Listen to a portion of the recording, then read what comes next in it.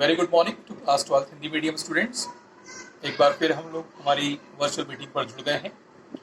कल हमने lesson number 10 the hill top temple जो पोयम थी श्री अरविंदो के द्वारा लिखी हुई, उसे हमने पढ़ा था और समझा था।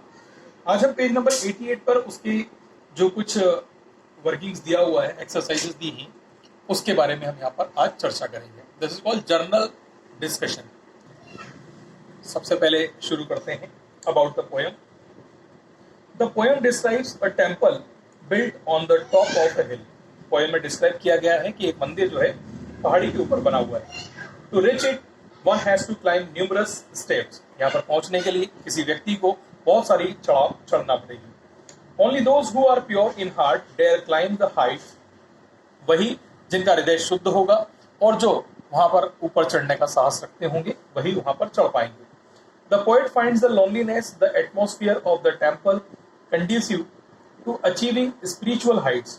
Spiritual height आध्यात्मिकता के ऊपर पहुंचने के लिए वहां पर जो लोनलीनेस है, अकेलापन है, और जिस तरीके का एटमोस्फियर वहां पर बना हुआ है मंदिर में, वो बहुत अच्छा है।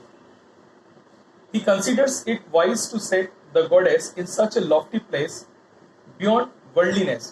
यहाँ पर जो माता जी की मूर्ति रखी गई है उसको बहुत अच्छे से यहाँ पर स्थापित किया गया है। जो हमारा वर्ल्ड है, जहान है, उससे दूर एक अच्छी जगह पर उन्हें रखा गया है जहां पर किसी प्रकार का कोई सांसारिक मोह माया नहीं है। The deity embodies all that is pure and virtuous. जो वहां पर डेटी हैं, जिनको हम अनुसरण करते हैं, जिनको मानते हैं, वो प्योर है, वर्चुअस है। Every human body ancientness Inside it the spark of the infinite. हर व्यक्ति के अंदर एक अद्भुत कला होती है, एक अनंत की जो उसके अंदर इच्छा होती है, वो यहाँ पर हमें देखने के लिए मिलती है और यहाँ पर हम उसे बाहर निकाल सकते हैं। फिर यहाँ पर वर्ड पावर में दिया हुआ है, write down the antonyms of the following words. Antonyms का मतलब होता है विरुद्धार्थी शब्द या विपरीत शब्द। आपको इसे अपनी डिक्शनरी में से सर्च करना है और यहाँ पर जो ब्लैंक स्पेस दी गई है यहाँ पर भरना है और अपनी कॉपी में भी लिखना है। अगर आप नहीं कर पाएंगे तो फिर मैं भी इसे कर करके दूंगा। Brilliant, eternity, mystic, vast, summary. Second number पे complete the following matrix, don't try where there is cross. जहां पर क्रॉस लगा हुआ है वहां पर आपको कुछ भी नहीं लिखना है, लेकिन जहां पर ब्लैंक्स है वहां पर आपको भरना है। क्या क्या दिया हुआ है? वर्ब दिया है, उसका नाउन फॉर्म, उसका एडजेक्टिव और उसका एडवर्ब। ठीक है।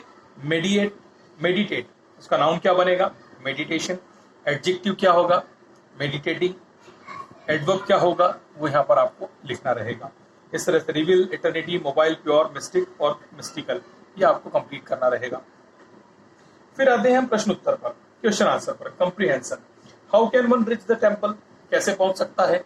तो जो प्योर होगा, वो जिसका हार्ट बिल्कुल अच्छा होगा, वो बहुत सारी चढ़ावों को चढ़ करके ऊपर पहुंच सकता है। What did the poet see when he reached the temple? जब कवि ऊपर पहुंचता है तो क्या देखता है? वो वहां से देखता है कि पृथ्वी पर बहुत अच्छा प्रकाश है सूर्य का, उसे हेड पर दिखाई देता है। How did the poet react? Poet किस तरीके से रिएक्ट करता है? पोएट का रिएक्शन ऐसा होता है कि जिस किसी ने भी यहाँ पर गॉडेस को स्थापित किया है, उसने बहुत सोच समझ के यहाँ पर स्थापित किया है। लॉनलीनेस है, अकेलापन है, और यहाँ पर किसी प्रकार का वर्ल्डलीनेस नहीं है।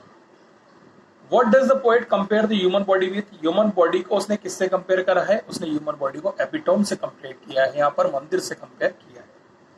How does the secret spirit operate in human body of the poem that Hilltop Temple? Hilltop Temple के माध्यम से समझाइए कि सीक्रेट जो ह्यूमन बॉडी का है वो कैसे ऑपरेट होता है। जिस प्रकार से हमारे शरीर के अंदर आत्मा विद्यमान होती है, वो सभी कार्य को करती है, शुद्ध और निष्पाप होती है, उसी प्रकार से जो हिलटॉप टेम्पल को उन्होंने समझाने की कोशिश की है। What does the poet say in the last two lines? Poet ने आखिरी दो लाइनों में क्या कहा है? तो देख लेते हैं आखिरी दो लाइनें क्या हैं। आखिरी की दो लाइनें कहती हैं, A nodus of eternity expressed live in an image and a sculptured face. यहाँ पर वो कहते हैं कि जो भी हमारी इटर्निटी है, आंतरिक भाव हैं, वो हमारे अंदर बहुत अच्छे से एक्सप्रेस होते हैं अगर हम क्या करते हैं? Live in an image and sculptured face. अगर हम एक इमेज की तरह यहाँ पर जीते हैं, यहाँ पर अपना जीवन यापन करते हैं, तब वो इस प्रकार से रहता है। आगे देखते हैं। इसके बाद है स्पीकिंग टाइम, और स्पीकिंग टाइम में आपको बोल करके देखना है। यहाँ पर कुछ वर्ड्स दिए हुए हैं, उन्हें आप दोहराएं। पेज नंबर 91 पर दिया हुआ है राइटिंग टाइम, जिसमें इनफॉर्मल इन्विटेशन और फॉर्मल इन्विटेशन दिया हुआ है। फॉर्मल इनफॉर्मल इन्विटेशन मतलब जो हम पत्र पत्रिकाएं छपाते हैं, किसी को हम बुलाते हैं अपने घर पर, निमंत्रण देते हैं, वो निमंत्रण पत्र का प्रारूप यहाँ पर दिया हुआ है। इसे हम ग्रामर सेक्शन में जरूर पूरा करेंगे और जल्दी ही पूरा करेंगे। तो यहाँ पर हमने इसे जनरल डिस्कशन भी खत्म कर लिया है, तो आगे इसके नोट्स वगैरह आपको प्रोवाइड किए जाएंगे। Till then, thank you so much.